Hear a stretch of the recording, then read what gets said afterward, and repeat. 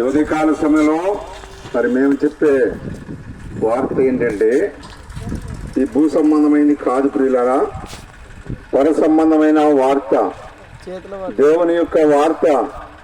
దేవాది దేవుడు పరిశుద్ధ గ్రంథ బైబిల్లో ఈ విధంగా రాసి పెట్టినారు.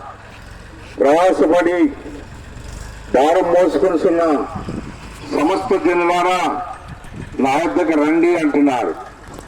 ఉదయం నుండి మన కుటుంబం కొరకు, మన కొరకు, మన పిల్లల కొరకు ఎంతో ప్రయాసపడుతూ ఉంటున్నాం.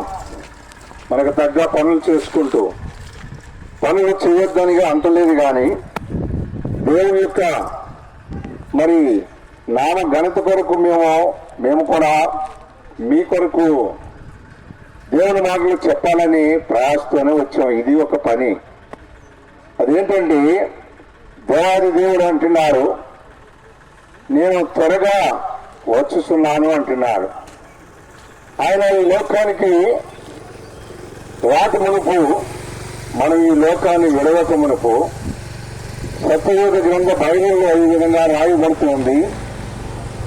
దేవుడు లోకమును ఎంతో ప్రేమించెను, కాగా తన అద్వితీయ కుమారునిగా పుట్టిన వాని యందు విశ్వాసముంచు ప్రతి వాడు నశింపుగా నిత్య జీవం పొందనని బైబిల్ తెలియపడతాం.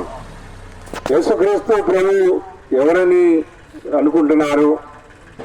ప్రభు చెప్తున్నారు, భక్తులు రాశారు, యేసుక్రీస్తు అందరికీ దేవుడు.